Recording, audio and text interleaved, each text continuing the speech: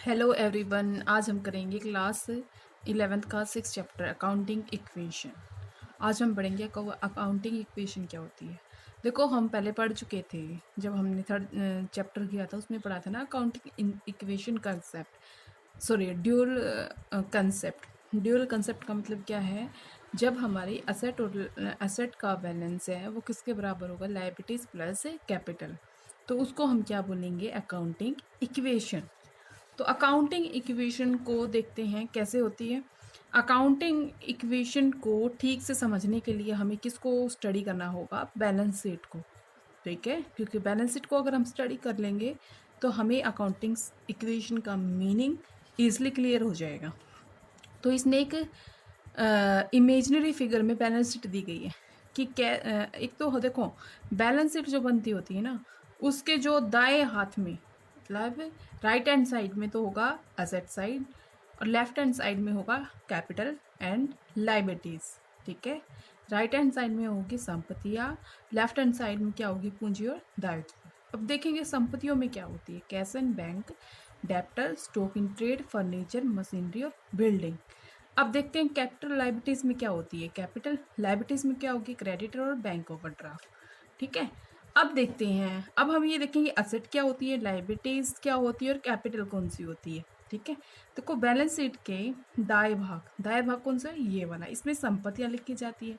जबकि बाएं भाग कौन सा है? ये वाला, इसमें क्या लिखी जाती है? पूंजी और दायित्व लिखी जाती है। जो असेट का बैलेंस वो किसके बराबर होगा? कैपिटल एंड लायबिलिटीज के बराबर होगा। मतलब दाएं भाग का बैलेंस किसके बराबर होगा? बाएं भाग के बैलेंस के बराबर होगा।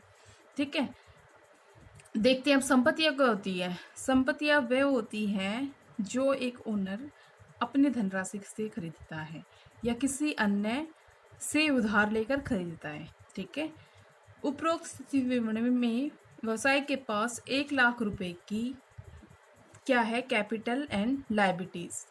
सॉरी, उपरोक्त स्थिति विवरण में व्यवसाय के पास 1 लाख रुपए की क्या है? असेट है। ठीक है, और उपरोक्त स्थिति विवरण में 1 लाख रुपए की क्या है? कैपिटल एंड लायबिलिटीज है। ठीक है, जो ये 60,000 रुपए की जो कैपिटल दिखाया है, ये क्या है?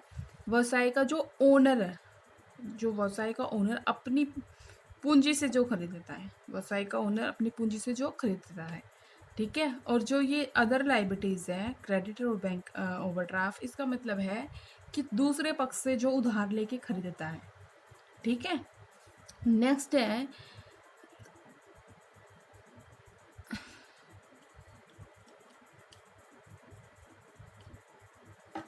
संपत्तियां कौन सी होती है जो व्यवसाय का ओनर अपनी कैश से खरीदता है। जैसे कैश और बैंक बैलेंस उसके पास है ऑलरेडी, डेप्टर से पैसा लिया है, स्टॉक इन ट्रेड है, फर्नीचर है, मशीनरी और बिल्डिंग है। डेप्टर क्या होते हैं?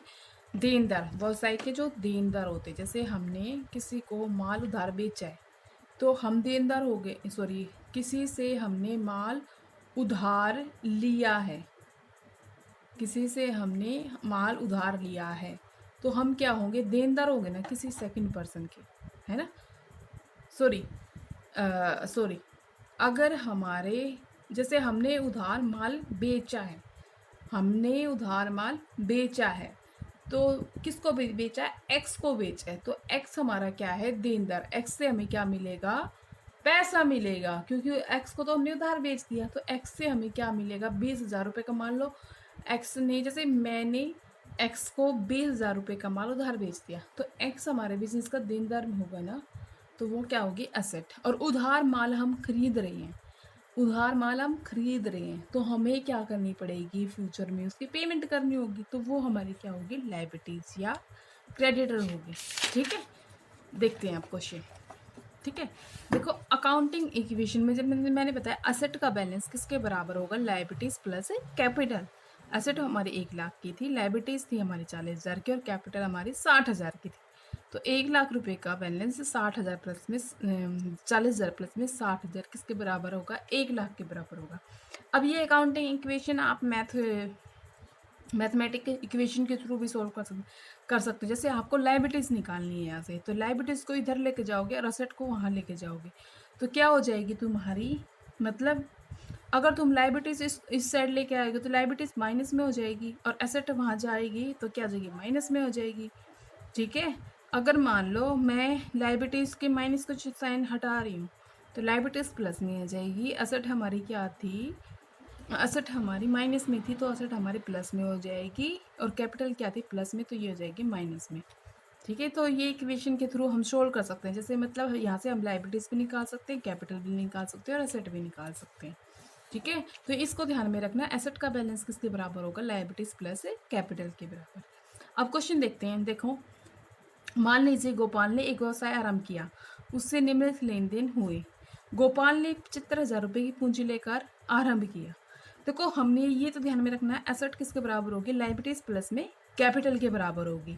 तो गोपाल ने 75,000 रुपये की पूंजी आरंभ की है, तो गोपाल ने अपनी खुद की पूंजी लगाई ना, तो एक तरफ से हमारा क्या हुआ, कैश बढ़ गया कि हमारे बिजनेस में कैश के रूप में 75,000 रुपये हो गए, तो कैश हमारा कितना बढ़ गया, एसेट के रूप में 75,000 रुपये।